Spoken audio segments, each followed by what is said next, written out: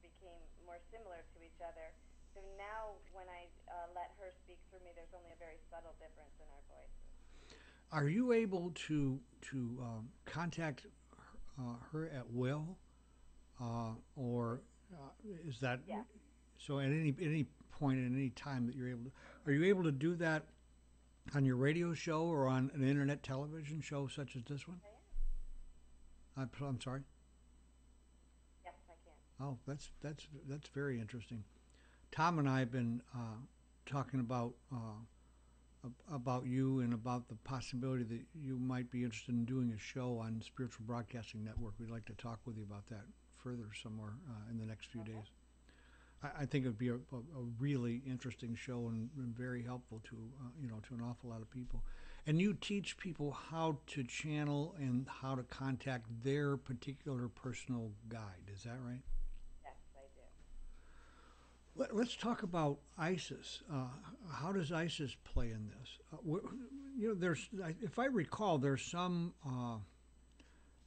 talk or some understanding that ISIS and Magdalene are one and the same, or are they distinctly different? Uh, Um, well, when we're talking about being in the oneness, then yes.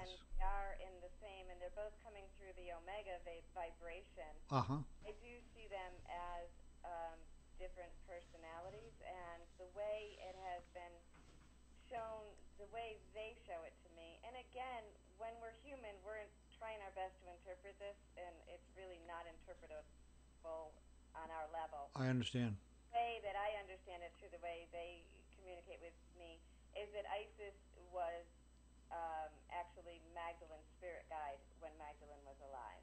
Okay. So that Magdalene studied under Isis. Isis guided her, and in some way, in our return to the oneness, they are very similar. They're of the same lineage, but they are different personalities, and they do have different personalities. I can vouch for that. Absolutely different personalities, huh? Yeah. Well, you know, Both very loving, but Isis is very strong in her words, and Magdalene very gentle. so ISIS is really kind of like the real powerful matriarch.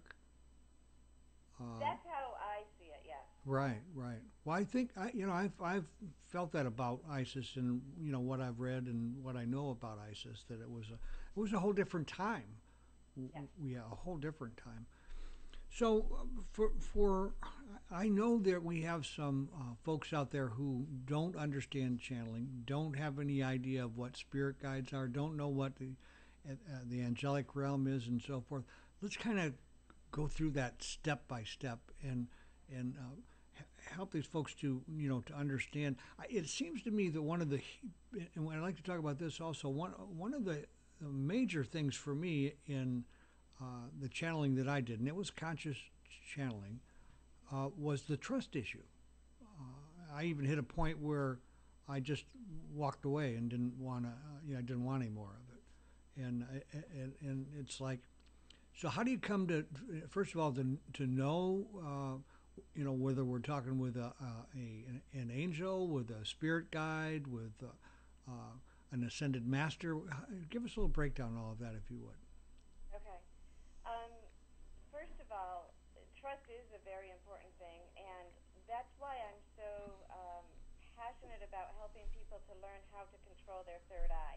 Right. And what I mean by that is we have control over our physical eyes. If we didn't have a choice of what we looked at, when we opened them, when we closed them, life would be chaotic. And so if we approach the third eye with that same neglect, life is chaotic.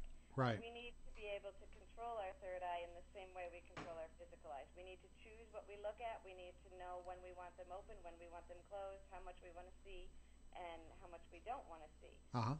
So every time I do a guided meditation, I take the people into the garden, and there's a gate. And when they open their gate, they're opening their third eye. When they're closing the gate, they're closing the third eye. So one of the very first things is learning to be able to open and close that at will, to use it as you desire. Because when we're seeing spirits around in our daily life, that's interfering with being human. We need to know. Right. We need to open and close, and it's getting in. It's eavesdropping. I would never look at somebody and eavesdrop on them spiritually with my third eye. Just because I'm capable of it doesn't give me a right to do that if they haven't asked me to. That's very interesting, and I think very important. We talk with a lot of psychics and so forth, and a lot of damage can be done by that kind of invasion of privacy, in my opinion. I call them drive-bys. If somebody comes by and gives me a reading that I haven't asked for, it's a drive-by. Right. And I think we go to spiritualist churches, they tend to respect that same thing when they'll ask you if you want a reading. Absolutely. Yeah. And I was trained in a spiritual church. So were you? Okay, great. Yeah. So that's probably part of where I get it. Right. Again, and some people will say, well, I just get my vision is so powerful I can't control it. And I say, well, no. That's the ego speaking. If you can't control it, you have no business using it. So learn how to control it. Right. So that is one of my big pet peeves and one of the things that I'm always teaching people, even if I don't tell them I'm teaching it, in everything I do, that is where they're learning that discipline. Right. So then when I work, So what is a spirit guide? Spirit guide. And of course, we're always getting into somatics, and people use the terms differently. But for me, when I refer to spirit guides, I refer to the angelic realm, which I'll explain, and ascended masters. So it's a combination of both of these, and they're different. That's how I refer to spirit guides. Okay. And the spirit guides, go ahead. In their truest form, they are energy, love, light, color, but they will come in a form that's most appropriate for us at this time. So when we're working with a spirit guide, they may look like an animal, they may look like an angel, they may look like a person, or they may just come looking like color or light or energy, whatever is going to be most helpful to us in this moment. So the angelic realm, in my understanding, and every religion has a name for them, is they have a different evolution than us. They are not human. They are evolving in a different process. They are here to guide us. And they've never been human. They've never been human. Okay. So they're not necessarily as good with time and space. They understand emotions as well. So if somebody is struggling in a lot of pain, but they know it's in their highest good, they'll still be happy because they don't understand the depth. Although they have compassion, they haven't experienced that depth of emotion. I understand. So an ascended master would be a being who came to Earth and woke up from the dream and understood the oneness and ascended and stopped that cycle of returning and learning. And that would include the peacemaker, Jesus, Buddha, Magdalene, many others. Right. And more people are ascending, so there's just more and more ascended masters to work with.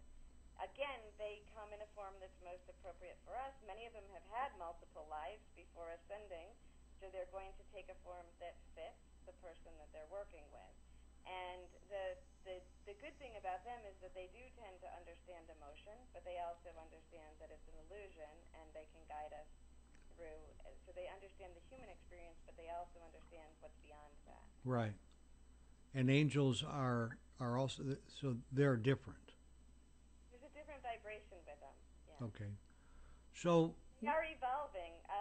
Not too long ago, I found that they were getting much better with time. And I finally asked one, I said, why are you guys so much better? And they got the one that I asked had this beautiful smirk on her face, and she goes, we've been training with the people. So learning as they go. So they are experiencing more of the time and the emotion, too. One of the things I know about us as humans is that we don't do anything that isn't in some way self-centered and self-serving. The difference, I think, is when we're selfish with that, as opposed to when we can be altruistic with it. And Madison Avenue knows that if they're going to sell you a product, they must deal with what's in it for me, and which makes me wonder what's in it for spirit guides. What's the reason that they're involved? That question one, and question two is, when we talk about oneness, are we connected in that oneness with them somehow or other also? I think you answered your question in your second question, because that is what's in it for them, because we are all one. Okay. We are all one energy when it comes. We're just simply different reflections reflections of the same divine